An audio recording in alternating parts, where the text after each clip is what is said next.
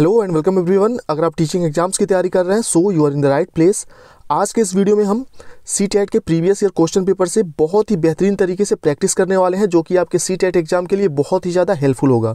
इस practice set के through बहुत से आपके कॉन्सेप्ट क्लियर होंगे, जो कि एग्जाम में कम समय में सही आंसर पहचानने में आपकी मदद करने वाले हैं। तो आइए बिना टाइम गवाए आज का वीडियो हम शुरू करते हैं। जो भी लोग नए हैं मैं बता दूं, आप यह वीडियो टारगेट टीचर 68500 चैनल पर देख रहे हैं और मेरा नाम है दिव्येंद्र मिश्रा। सीटेट यूपी टेट के साथ साथ सुपर टेट और DSSB PRT एग्जाम मैंने क्वालिफाई किए हैं और अपने इसी व्यक्तिगत अनुभव के आधार पर मैं आपको पढ़ाने की कोशिश करता हूं। आइए शुरू करते हैं।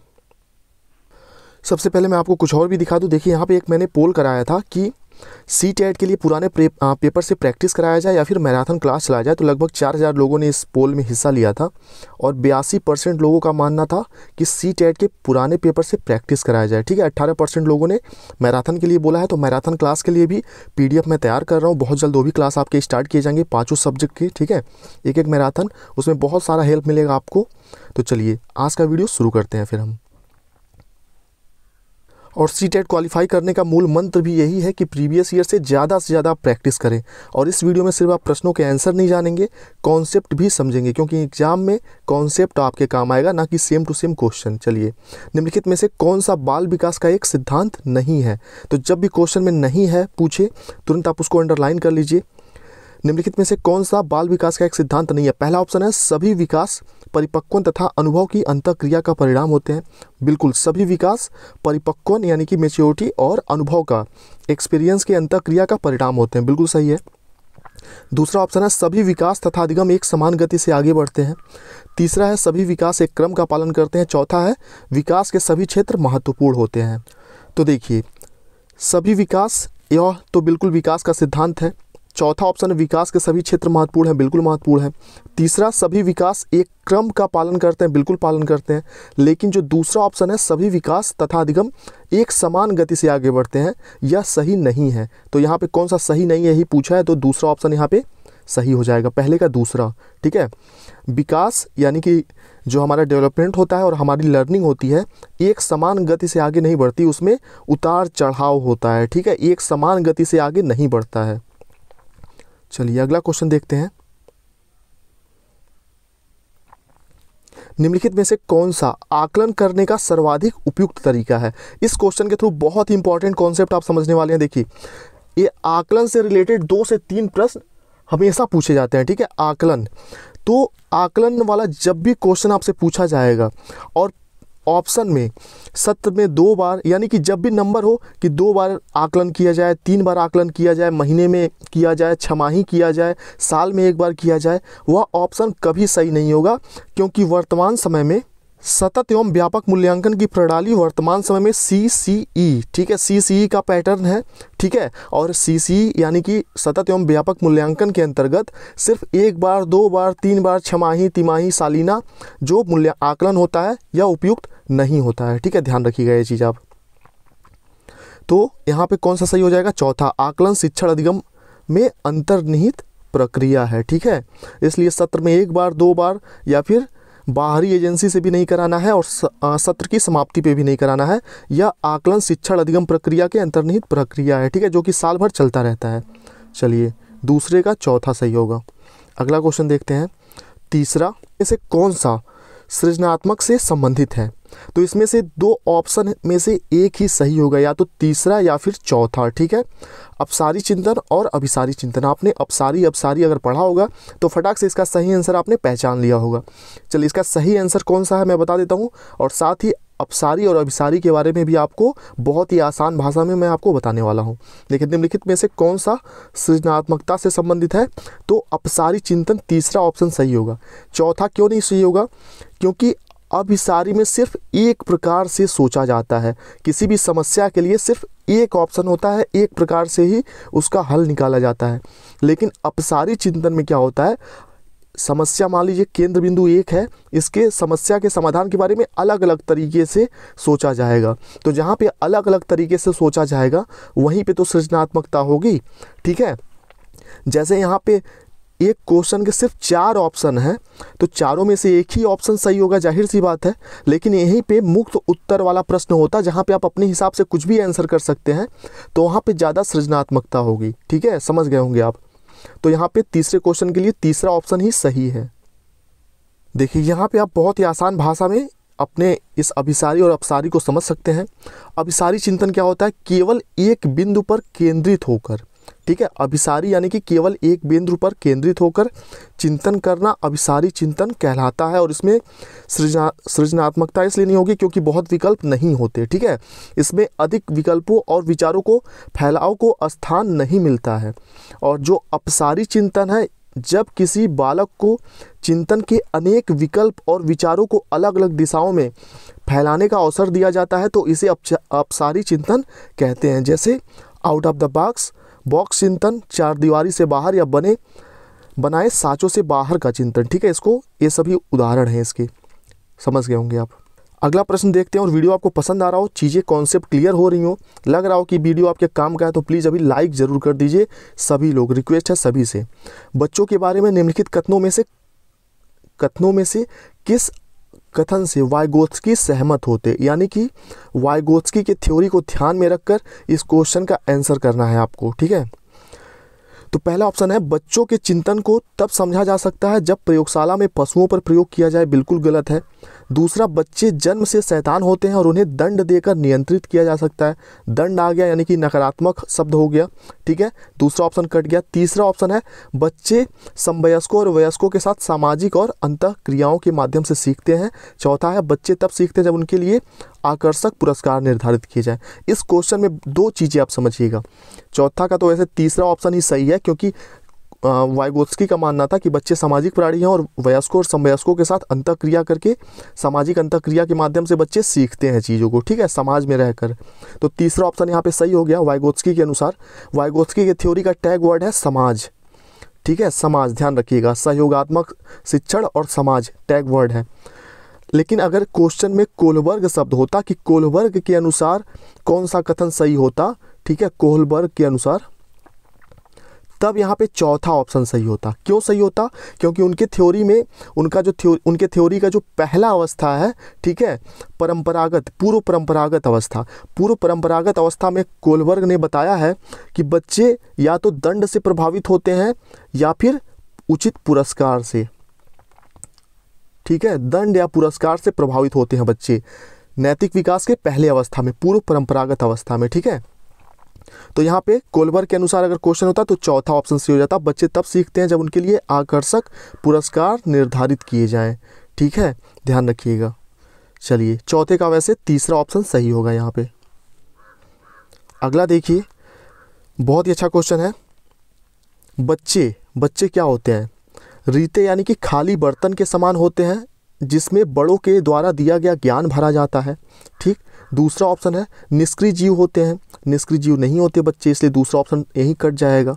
ठीक, तीसरा ऑप्शन है जिज्ञासु प्राणी होते हैं। बिल्कुल जिज्ञासु होते हैं, जो अपने चारों ओर के जगत को पता नहीं यहाँ कुछ मिसप्रिंट है के लिए अपने ही तर्कों और क्षमताओं का उपयोग करते हैं। ठीक है, चौथा, चिंतन में वयस्कों की भांति होते हैं और ज्यों बड़े होते हैं उनके चिंतन में गुणात्मक वृद्धि होती है। ठीक है, तो यहाँ पे तीसरे या चौथे में से एक सही होगा। ठीक है, लेकिन तीसरे ऑप्शन में ज़्यादा सकारात्मक चीज़ें हैं, बच्चों के लिए ज़्यादा अच्छी बातें कही गई हैं।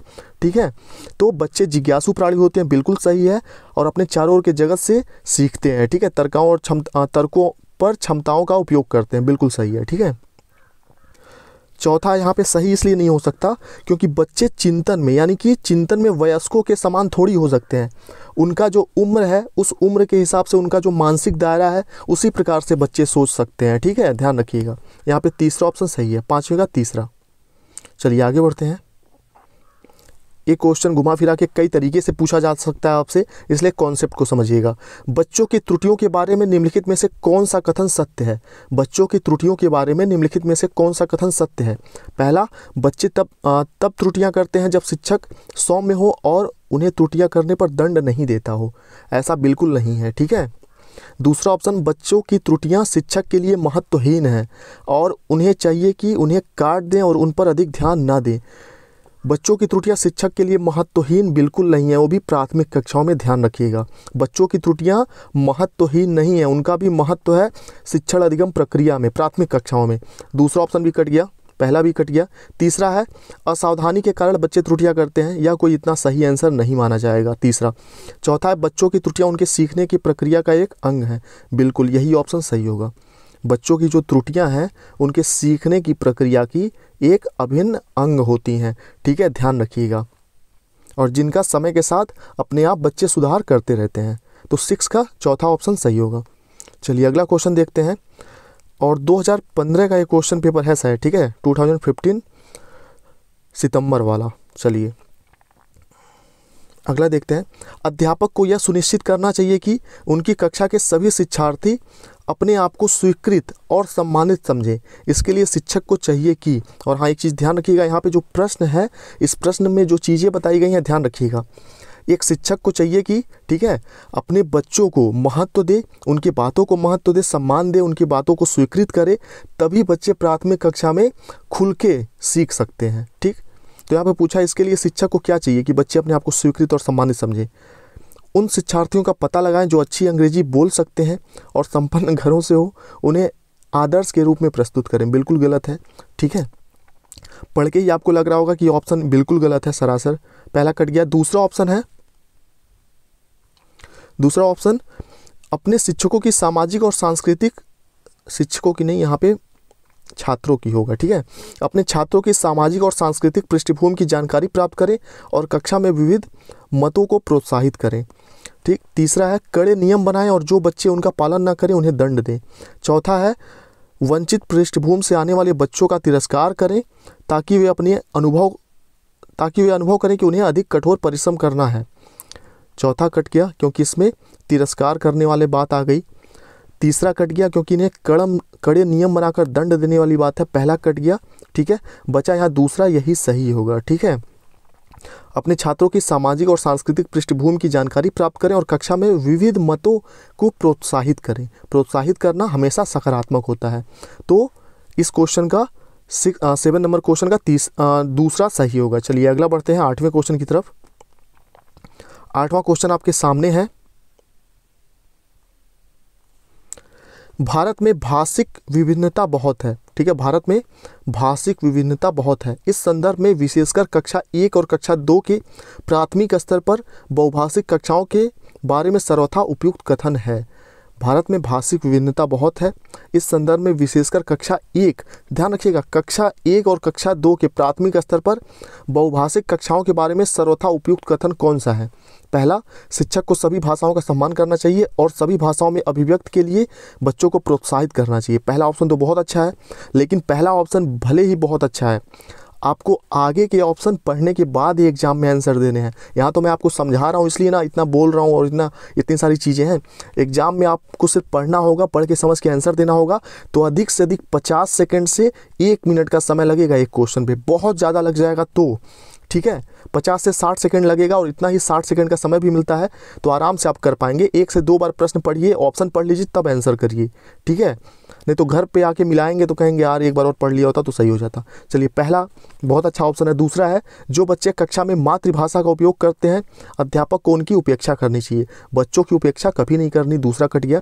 तीसरा है, शिक्षार्थियों को अपनी मातृभाषा या स्थानीय भाषा का प्रयोग करने के लिए दंडित करना चाहिए, बिल्कुल गलत है, तीसरा भी कट गया। चौथा, विद्यालय में उन्हीं बच्चों को प्रवेश दिया जाए जिनकी मातृभाषा, बिल्कुल गलत। चलिए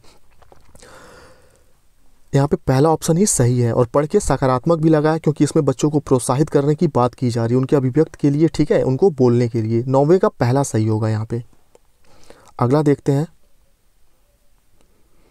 चलिए अगला क्वेश्चन है, प्रकृति पोषण विवाद में प्रकृति से क्या अभिप्राय है।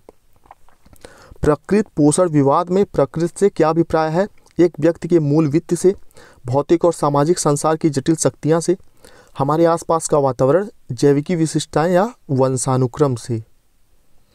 तो देखिए यहाँ पे प्रकृति पोषण विवाद में जो ये प्रकृति शब्द है इसका अर्थ होता है वंशानुक्रम सूचनाएं, ठीक है, जैविकी विशिष्टताएं, ठीक है, ध्यान रखिएगा। और पोषण यानी कि वातावरण, जो उसको हम माहौल उपलब्ध कराएंगे। ध्यान रखिएगा। पोषण यानी कि उसका वातावरण, उसका परिवेश, और प्रकृति यानी कि उसका वंशानुक्रम, ध्यान रखिएगा। चलिए 10वें का चौथा ऑप्शन सही है, फैक्ट बेस वाला क्वेश्चन है।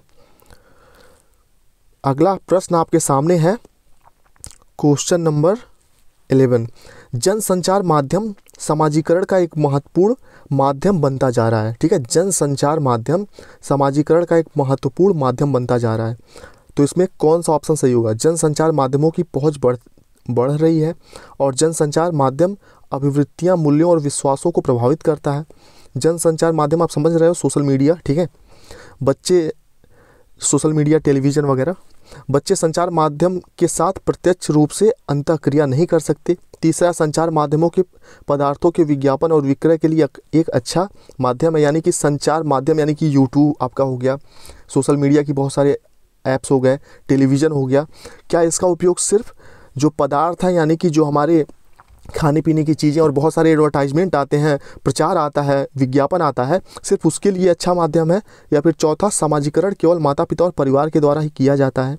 ठीक, तो यहाँ पे कौन सा ऑप्शन जनसंचार माध्यम समाजीकरण का एक महत्वपूर्ण माध्यम बनता जा रहा है, इसके लिए सही होगा? तो देखिए बच्चे जो हैं, दूसरा ऑप्शन क्यों सही नहीं होगा? प्रत्यक्ष रूप से जनसंचार माध्यमों से अंतःक्रिया नहीं कर सकते, बिल्कुल गलत। प्रत्यक्ष रूप से अंतःक्रिया कर सकते हैं। ठीक है, संचार माध्यम पदार्थ के विज्ञापन के लिए ही सिर्फ नहीं होते। चौथा, समाजीकरण केवल माता पिता के द्वारा ही सिर्फ नहीं होता। ठीक है, समाजीकरण कई तरीके से होता है। तो यहाँ पे पहला ऑप्शन सही होगा। ठीक है, जनसंचार माध्यमों की पहुंच बिल्कुल बढ़ रही है, बहुत ज़्यादा बढ़ रही है, और आजकल देख लीजिए कि पढ़ाई भी ऑनलाइन ही हो रही है। ठीक है, और जनसंचार माध्यम अभिवृत्तियां, मूल्यों और विश्वासों को प्रभावित करता है, बिल्कुल। चलिए अगला क्वेश्चन देखते हैं। क्वेश्चन नंबर 12 देखिए, बच्चे किस प्रकार से सीखते हैं? नीचे दिए गए कथनों में से कौन सा कथन इस प्रश्न के विषय में सही नहीं है? जब भी नहीं होगा तुरंत उसको अंडरलाइन करिएगा। ध्यान रखिएगा, जब भी नहीं पूछे तुरंत अंडरलाइन करना, ताकि आपको याद रहे कि कौन सा नहीं सही है, वो बताना है। तो बच्चे किस प्रकार से सीखते हैं, इसमें कौन सा विषय सही नहीं है? बच्चे अनेकों प्रकार से सीखते हैं, बिल्कुल सही है। बच्चे सीखते हैं क्योंकि वे स्वाभाविक रूप से प्रेरित होते हैं। ठीक है, बिल्कुल। बच्चे केवल कक्षा में सीखते हैं। बच्चे तब सीखते हैं जब वे संज्ञानात्मक रूप से तैयार होते हैं। ठीक है, यहाँ पे तीसरा ऑप्शन सही नहीं है, बच्चे केवल कक्षा में सीखते हैं। ठीक है, ऐसा नहीं है। बच्चे समाज में, दोस्तों के साथ, खेल के मैदान में, पुस्तकालय में, कहीं भी सीख सकते हैं, सिर्फ कक्षा में नहीं सीखते। तो यहाँ पे कौन सा नहीं सही होगा? यही है, तो तीसरा नहीं सही है, 12वें का तीसरा। चलिए, और हाँ यहाँ पे एक चीज़ ध्यान रखिएगा, सर्वाधिक रूप से अगर पूछे बच्चे किस तरीके से सीखेंगे, इस ऑप्शन में अगर होता कि सर्वाधिक उपयुक्त कौन सा है, बच्चे किस तरीके से सीखते हैं। ठीक है, तो यहाँ पे सही ऑप्शन ये होगा, बच्चे जब स्वाभाविक रूप से प्रेरित होंगे तब सर्वाधिक उपयुक्त तरीके से सीखेंगे, और सर्वाधिक उपयुक्त तरीके से बच्चे संज्ञानात्मक रूप से तैयार होंगे तब भी सीखेंगे। लेकिन साथ ही सबसे अधिक जो उपयुक्त होगा, स्वाभाविक रूप से जब बच्चे खुद प्रेरित होंगे, सेल्फ मोटिवेटेड होंगे, तब सीखेंगे। ठीक है, चलिए अगला देखिए, प्राथमिक विद्यालय 13, क्वेश्चन नंबर 13 आपके सामने है। प्राथमिक विद्यालय शिक्षिका को अपने शिक्षार्थियों को अभिप्रेरित करने के लिए निम्नलिखित में से किस रणनीति को अपनाना चाहिए? ठीक है, प्राथमिक विद्यालय में एक शिक्षक या शिक्षिका को अपने विद्यार्थियों को मोटिवेट करने के लिए किस रणनीति को अपनाना चाहिए? 4 में से। पहला है बच्चों को उनकी रुचियों के अनुसार अपने लक्ष्य निर्धारित करने और उन्हें पाने में उद्यम में सहायता करना। दूसरा है पूरी कक्षा के लिए मानक लक्ष्य निर्धारित करना और उनकी उपलब्धि के आकलन के लिए कठोर मानदंड। कठोर मानदंड नकारात्मक शब्द है, दूसरा ऑप्शन कट गया। तीसरा है प्रत्येक शिक्षार्थी में अंक लाने के लिए स्पर्धा, सिर्फ अंक लाने के लिए स्पर्धा नहीं होना चाहिए, तीसरा भी कट गया। चौथा है प्रोत्साहन, पुरस्कार और दंड का उपयोग करना। ठीक है, बिल्कुल गलत। ठीक है, प्रोत्साहन और पुरस्कार तक तो ठीक था, लेकिन ये जो दंड आ गया इस ऑप्शन में, यही ऑप्शन कट गया, यानी कि पहला बचा, ये ऑप्शन ही सही होगा। ठीक है, सबसे पहले नकारात्मक टैग वर्ड वाले ऑप्शन को कट कर दीजिए। आखिरी में जो बचेगा, भले ही वो ऑप्शन आपको सही ना लगे, लेकिन वही ऑप्शन सही होगा जो नकारात्मक काटने के बाद बचेगा। चलिए अगला प्रश्न आपके सामने है, क्वेश्चन नंबर 14, निम्नलिखित में से कौन सा समाजीकरण का एक प्रमुख कारक है? तो यहाँ पे समाजीकरण का सबसे प्रमुख कारक जो है, सबसे प्रमुख जो है वह है परिवार। ध्यान रखिएगा, तीसरा ऑप्शन सही हो जाएगा यहाँ पे। अगला क्वेश्चन, बच्चों को समूह कार्य देना एक प्रभावी शिक्षण रणनीति है क्योंकि समूह कार्य प्राथमिक कक्षाओं में समूह कार्य का एक विशेष महत्व होता है, ध्यान रखिएगा। बच्चों को समूह कार्य देना एक प्रभावी शिक्षण रणनीति है, क्योंकि सीखने की प्रक्रिया में बच्चे एक दूसरे से सीखते हैं और परस्पर सहायता भी करते हैं। पहला ऑप्शन ठीक है। दूसरा, बच्चे अपनी काम जल्दी करने में समर्थ होते हैं। तीसरा, इससे शिक्षक का काम कम हो जाता है। शिक्षक का काम कम हो जाएगा, शिक्षक का जहाँ पे फ़ायदा होगा वह ऑप्शन तुरंत कट जाएगा, ठीक है। वर्तमान समय में शिक्षकों का कोई महत्व नहीं है, यह दुख की भी बात है और बच्चों के हित में सही भी है, ठीक है। चौथा, छोटे समूह में कुछ बच्चों को दूसरे बच्चों पर हावी होने की अनुमति होती है, ठीक है। अनुमति नहीं होती है, ठीक है, हावी होने की, ठीक है। यानी कि पहला ऑप्शन यहाँ पे सही होगा कि सीखने की प्रक्रिया में बच्चे एक दूसरे से सीखते हैं और परस्पर सहायता भी करते हैं। यह वाइगोत्स्की के सिद्धांत के अनुसार भी सही होगा, यह ऑप्शन 15वां। जैसा कि मैं आपसे हमेशा कहता हूँ कि कई क्वेश्चन ऐसे आपके सामने आएंगे पेडागोजी के, आपको पता नहीं चलेगा, लेकिन जो मनोवैज्ञानिक है जीन पियाजे कोलबर्ग वाइगोत्स्की, उनकी थ्योरी से संबंधित होगा। तो यह वाइगोत्स्की की थ्योरी से ही एक तरह से संबंधित है। चलिए अगला देखते हैं, क्वेश्चन नंबर 16। एक औसत बुद्धि वाला बच्चा यदि भाषा को पढ़ने और समझने में कठिनाई प्रदर्शित करता है, और हाँ कभी कभी क्या होता है कि जब मैं वीडियो बनाता हूँ, पढ़ाता हूँ आप लोगों को, क्या है कि सुबह 8:10-15 से मैं स्कूल निकल जाता हूँ, ठीक है। उसके पहले ही वीडियो अपलोड करता हूँ, सुबह 6 बजे 6 बजे तक उठ के वीडियो बना देता हूँ और 7-7:30 बजे तक अपलोड कर देता हूँ। 8 बजे के पहले आपको वीडियो मिल जाता है सुबह का। तो जल्दी में बोलने में मुझसे कभी कभी मिस्टेक हो जाती है, तो उस मिस्टेक को आप लोग समझा करिए, बाद में मैं सुधार भी कर देता हूँ। जैसे मान लीजिए यहाँ पे मुझे बोलना रहता है कि डिस्ग्राफिया में ये चीज़ होता है, और उस चीज़ को मैं बाद में क्लियर भी करता हूँ, तो कुछ लोग इस पर बहुत ही गंदा कमेंट करते हैं। तो उसके लिए थोड़ा सा आपको, आप शिक्षक बनने वाले हैं, सिर्फ उनके लिए मैं बात कह रहा हूँ जो बहुत ही गंदा कमेंट करते हैं, और कमेंट सबको शो नहीं होता है क्योंकि कमेंट मैंने हाइड कर रखे होते हैं, फालतू कमेंट जो भी होते हैं। तो एक गलत है ना, मतलब ऐसा नहीं है कि शिक्षक अगर बोलने में कुछ गलती कर दे, हमारे भी टीचर जब हमको पढ़ाते हैं, अब ब्लैक बोर्ड पे आप देखते होंगे लिखते समय कुछ गलतियां कर देते हैं, तो कोई बच्चा खड़ा होकर बोलता है सर ये चीज़ गलत लिखा गया है। तो ऐसा नहीं है कि शिक्षक मूर्ख होता है कि वो गलत आपको पढ़ाएगा जानबूझ के, गलती से गलती हो जाती है, ठीक है। चलिए, तो इस चीज़ को थोड़ा इग्नोर किया करिए आप।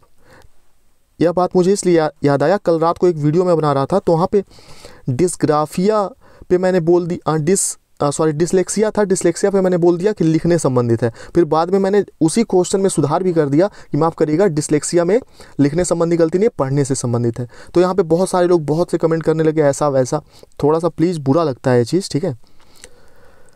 चलिए 16 का, एक औसत बुद्धि वाला बच्चा यदि भाषा को पढ़ने एवं समझने में कठिनाई प्रदर्शित करता है, तो यह संकेत देता है कि बच्चा, ठीक है, पढ़ने और समझने में कठिनाई प्रदर्शित करता है।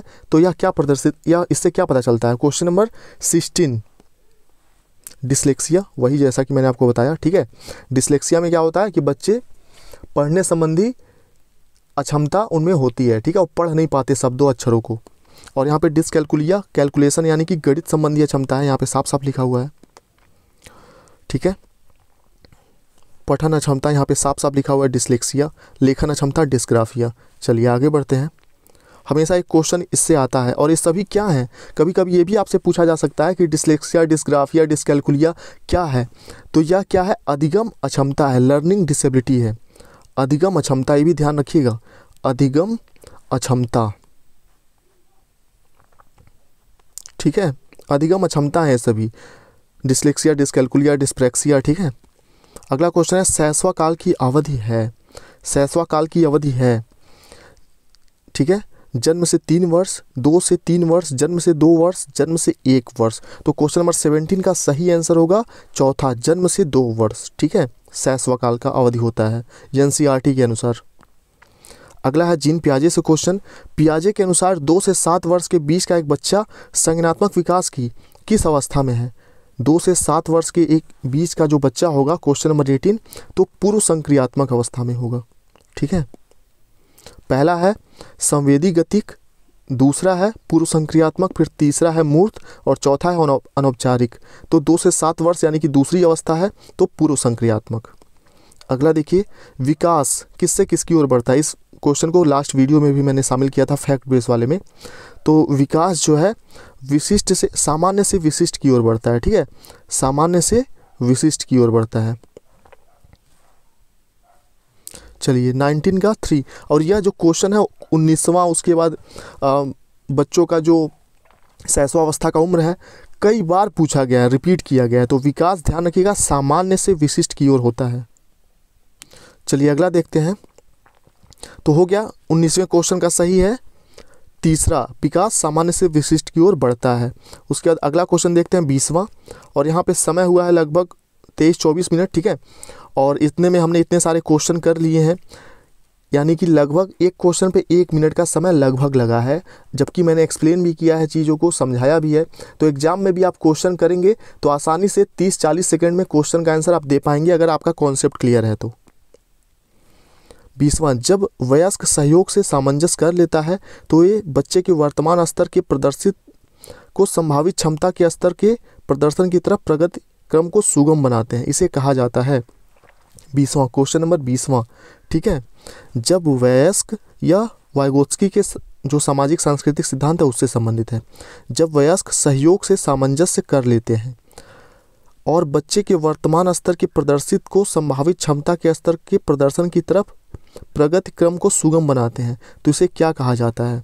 समीपस्थ विकास, सहयोगात्मक अधिगम, सहभागी अधिगम या सहयोग देना, ठीक है। यह क्वेश्चन आपके लिए थोड़ा सा डिफ़िकल्ट है और ये आपके लिए होमवर्क है। नेक्स्ट वीडियो में इसका आंसर आप लोगों को मिल जाएगा, ठीक है, या नीचे डिस्क्रिप्शन में भी मैं आपको आंसर दे दूंगा। चलिए क्वेश्चन नंबर 20 आपके लिए होमवर्क है, और इसी क्वेश्चन के साथ अभी आगे और भी कुछ बचा हुआ है, लेकिन इसी क्वेश्चन के साथ वीडियो को समाप्त करते हैं, क्योंकि स्कूल भी निकलना है मुझे।